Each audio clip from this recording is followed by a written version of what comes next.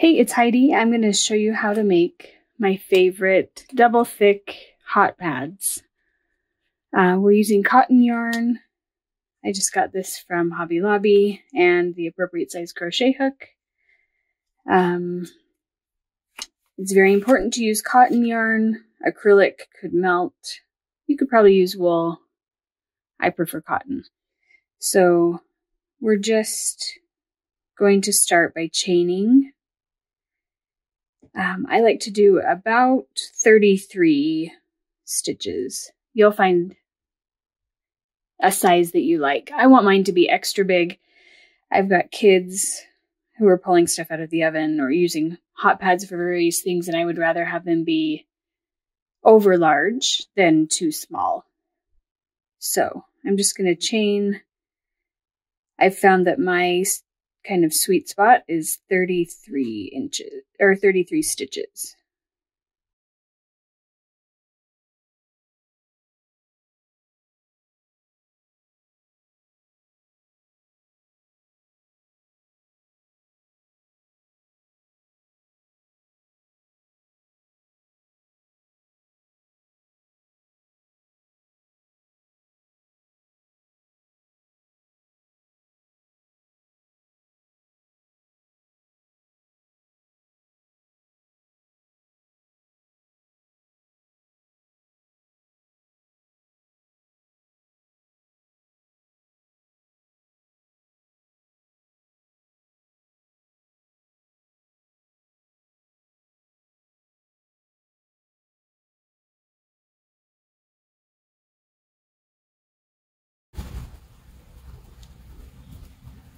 I have no idea how many that is.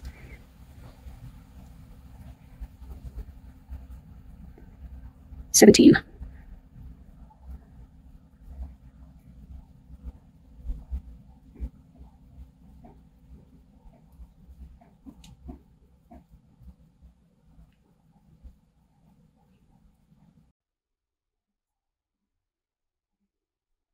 Okay, so now I've got 33 stitches. This is going to be like the cross. That's how big it will be across. So you see it's nice and large. So now, normally, if you were going to crochet something flat, you would go back in to your stitches this way and go through both in your, in your V right here. You go under both. But we want to make ours double thick, so we're actually just going to go in one side and do a single crochet in one side of that V all the way around. So I'm going to go in all along this one side and then turn and come back all along this side. So we're creating a double layer here.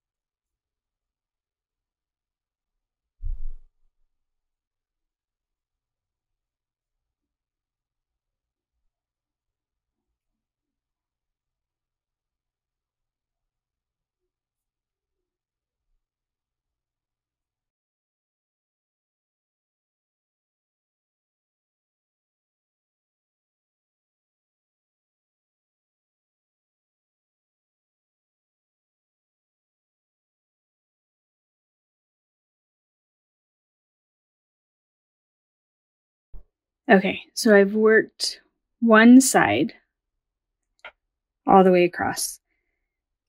I'm going to add, I'm turning the work. I just have to pause and say it's been rainy here all week, and now we have a little bit of a break in the rain. feels like all of our neighbors are out trimming their grass and I don't know, doing stuff with chainsaws. It's very loud. So I apologize if you can hear a lot of that. Okay, so here's one side done. Now I'm going to turn the work and I'm going to go back. Try not to get confused with my long tail there. I'm going to go back the other direction now. So I'm adding another single crochet into this other side. And then we just go back all along this other direction.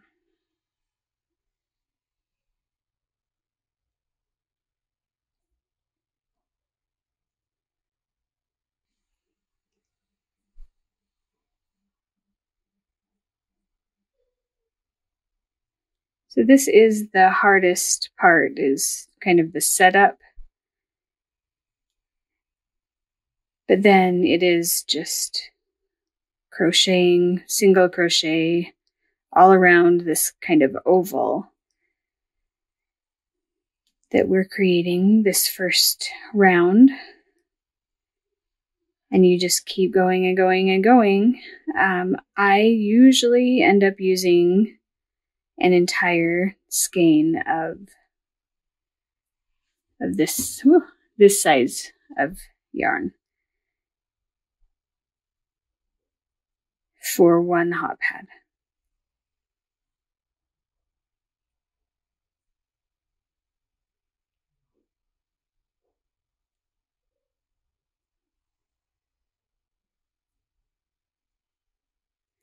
So as you're going, you want to make sure you're not getting your stitches twisted or missing any, creating holes. This really is a pretty simple project as long as nothing gets twisted in this first setup round. That's another reason why I hold on to my piece like this, just to make sure that everything is, the tension is right and it's all facing the correct way.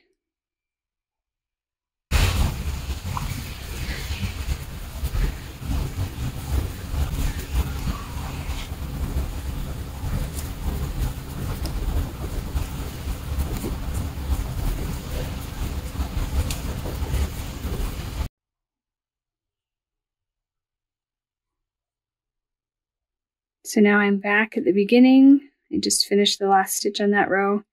I'm going to do just kind of a slip stitch to connect this together. And now we've got this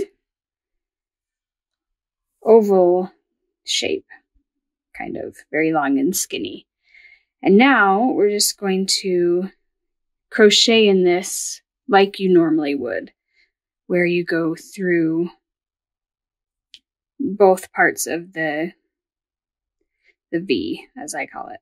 So you can see on this green stitch, I'm going to go under both, grab my working yarn, and pull it through. And that is my just single crochet stitch.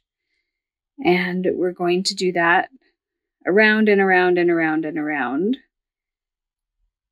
And as you add rows, it's kind of hard to see now, but this will turn into one side and this will turn into one side of the hot pad, making it nice and extra thick.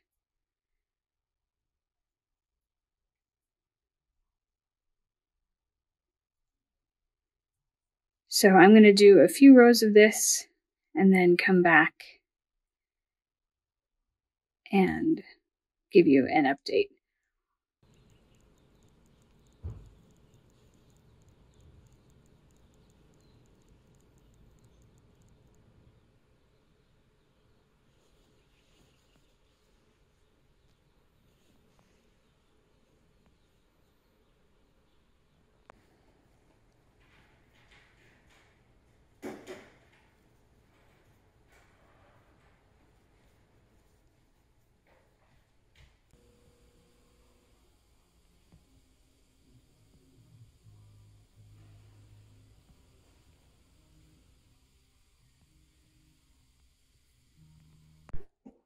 Right, I am now to this point, and this pattern is not really a definite pattern.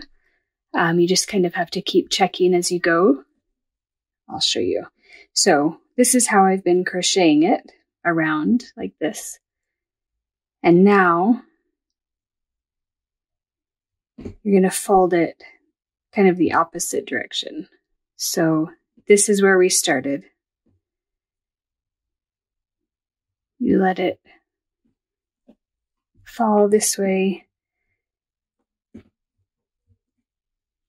And then that creates your squarish hot pad. So you can see I've just had to kind of guess where the center line is. That doesn't bother me, that it's not a really precise pattern. I just keep checking and seeing when these match up. So now that they can touch here in the center, I'm going to cut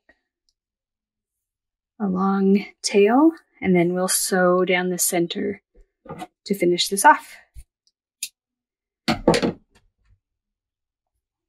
So I'll pull through here to finish that loop. And then with my tapestry needle, I just go through and pick up the stitches that match up together.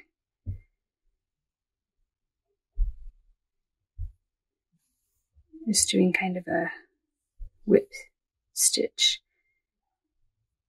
If you wanted that to be less visible, you could do a different kind of stitch.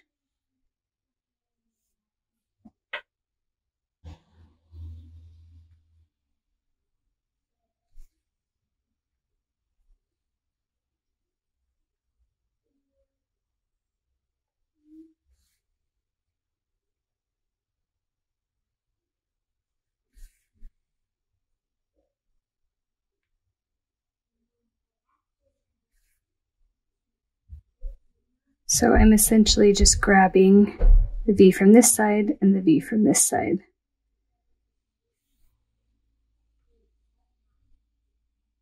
All the way across this diagonal.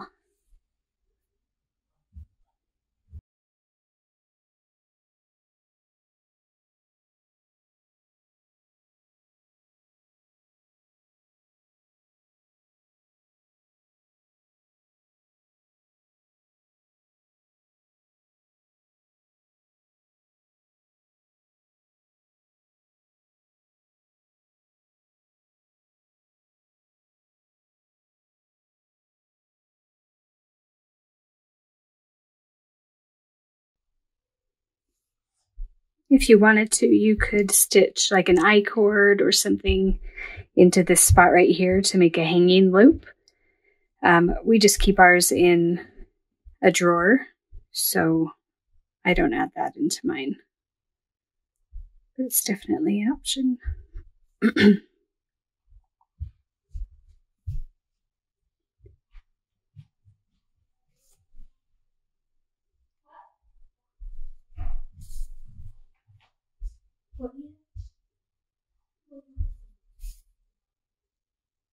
Okay, so that is finished. It's nice and thick. Very cheerful colors. And I ended up having quite a bit left. It's probably, I would guess, a third of the skein left. And so if you wanted this to be bigger, you could make a longer chain at the beginning. So I've tied the knot and now I just need to weave in the ends.